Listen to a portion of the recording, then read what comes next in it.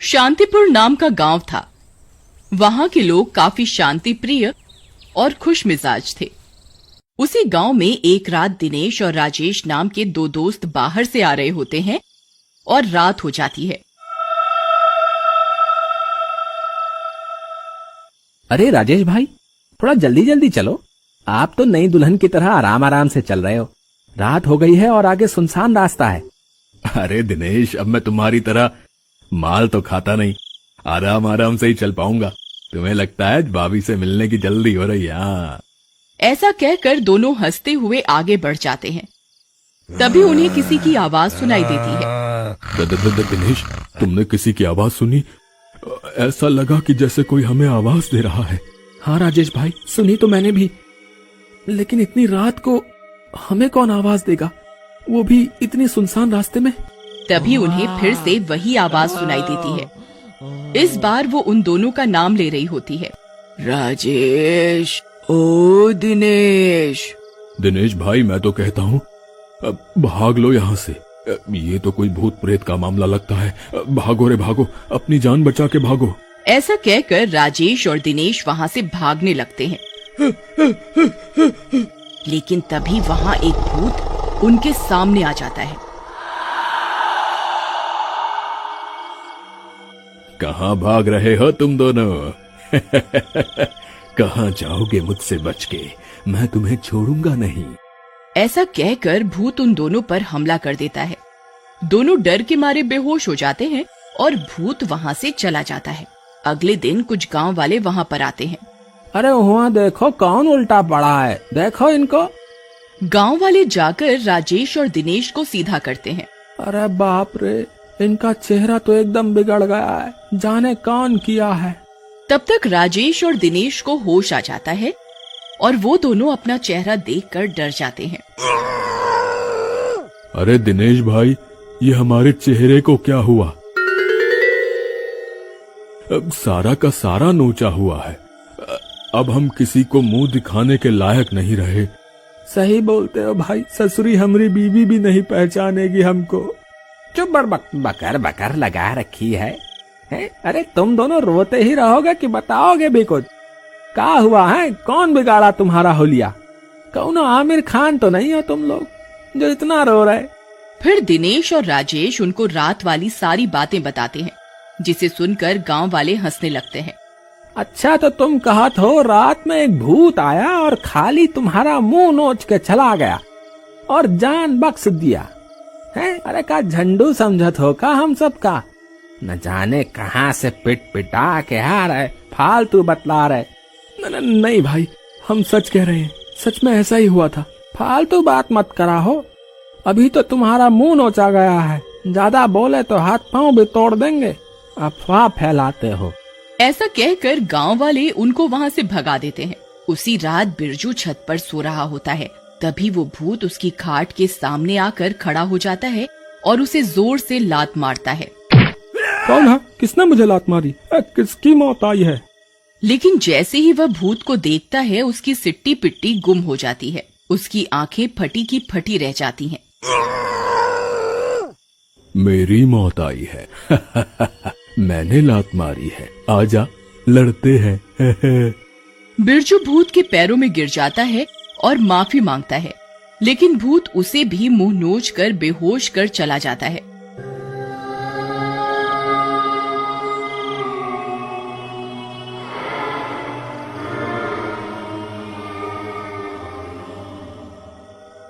अगले दिन बिरजू, दिनेश, राजेश और बाकी के गांव वाले सरपंच के पास जाते हैं और सरपंच को पूरी बात बताते हैं।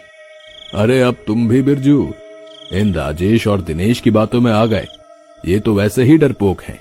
अरे भूत वूत कुछ नहीं होता। अरे कोई लुटेरा होगा जो मुखौटा लगा के लूटपाट करने के इरादे से आया होगा। अब आप लोग जाओ, ऐसा कुछ नहीं। हम पुलिस को बता देंगे, वो इसका इलाज करेंगे। उसी रात एक लड़की पानी लेने जाती है, तभी वह भूत फिर आ जाता है।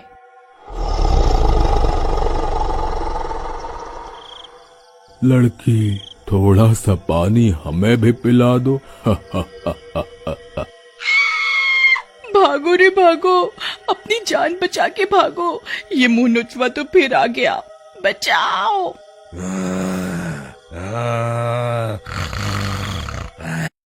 लेकिन इससे पहले कि लड़की वहां से भाग पाती, भूत उसको पकड़ लेता है और मार डालता है। अगली सुबह गांव वालों को उस लड़की की लाश मिलती है। अरे गांव वालों, ये दुष्ट तो अब जान भी लेने लगा है। लगता है गांव खाली करना पड़ेगा। चुप करो दिनेश, क्या बोले जा रहे हो? अरे हमारा घर है भाई, हमारा गांव है, हम खाली करेंगे। अरे वो जाएगा जो बाहर से आया है, समझे? अब चुप करो, कुछ इलाज ढूंढेंगे मिलकर। गांव वालों, अब तुम सब भी जाओ अपने अपने काम धंधे पर। सारे गांव वाले वहां से चले जाते हैं, लेकिन दिनेश और राजेश चलते चलते बातें करने लगते हैं। राजेश भाई, एक बात बोलूं? ये सरपंच जी हमारी बात का विश्वास क्यों नहीं करते? तुम कुछ भी बोलो, मुझे तो सरपंच पर गुस्सा आता है। बात तो तुम ठीक कह रहे हो दिनेश, लेकिन हम लोग कर क्या सकते हैं? वो सरपंच है, बात तो माननी पड़ेगी उनकी। क्यों ना इन पर नजर रखी जाए, लेकिन हम किसी को बताएंगे नहीं। इसके बाद दोनों सरपंच के घर के बाहर छिपकर बैठ जाते हैं और रात होते ही सरपंच अपने घर से निकलता है और नदी की तरफ जाता है। राजेश और दिनेश भी उसके पीछे पीछे चलने लगते हैं। तभी सरपंच एक जगह रुक जाते हैं और अपने पास से एक डंडी निकालकर जोर जोर से चिल्लाने लगता है। हीम क्लीम मुंह नोचुआ, हीम क्लीम मुंह नोचुआ। तभी वो भूत प्रकट हो जाता है। क्या हुक्म है मेरे आका? बस मेरे गुलाम, जाओ और इस गांव में अपने नाम की दहशत और फैला दो, ताकि ये गांव खाली हो जाए और मैं ये सारी जमीनें बेचकर अमीर हो जाऊं। इसके बाद भूत वहां से चला जाता है और सरपंच भी अपने घर को चल पड़ता है। अरे भाई, तो ये मामला है, ये लोग हम सबकी जमीनें लेना चाहते हैं। इस सरपंच को मैं जिंदा नहीं छोड़ूंगा। अरे राजेश, गुस्सा करके कोई फायदा नहीं है। इस सरपंच के बच्चे को तो हम जब चाहे निपटा देंगे। हमारा असली मुकाबला तो उस भूत से है। हाँ दिनेश भाई, बात तो आप सही कह रहे हो। चलो पहले इस भूत का हिसाब कर लेते हैं, इस सरपंच को बाद में हम देख लेंगे। मेरे जान पहचान के एक साधु बाबा हैं, क्यों ना उनकी मदद ली जाए। चलो उनके ही पास चलते हैं। उसके बाद राजेश और दिनेश साधु के पास पहुंचते हैं। अरे राजेश बेटा, तुम इतनी रात को, क्या बात है? फिर दिनेश और राजेश साधु को सारी बात बताते हैं।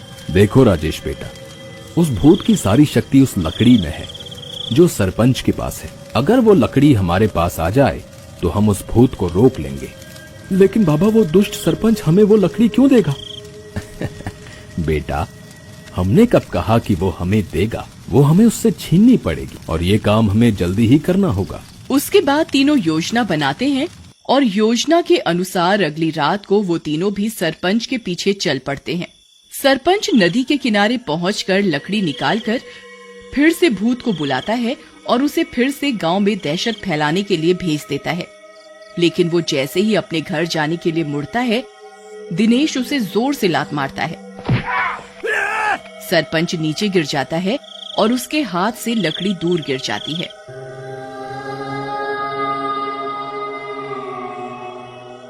अरे मर गया रे, मेरी लकड़ी कहाँ गई, कहाँ गई?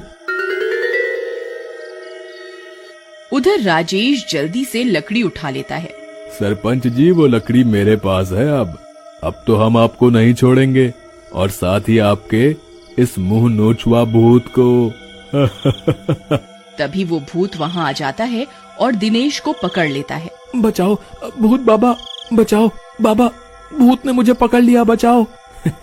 ये पाखंडी साधु बचाएगा इस मुंह नोचुआ से। मरोगे, तुम तीनों मरोगे। इधर साधु राजेश से लकड़ी ले लेते हैं। ए भूत, इस सरपंच को पकड़ ले। अरे बचाओ, इस मुंह नोचुआ भूत से बचाओ। अरे ये मुझे मार डालेगा। अरे बचाओ, अरे बाबा जी बचा लो।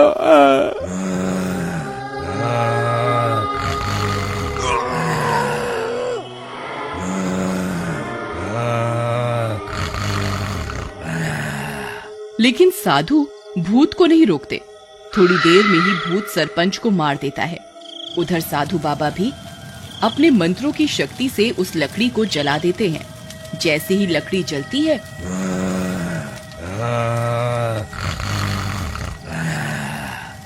भूत भी जलकर गायब हो जाता है।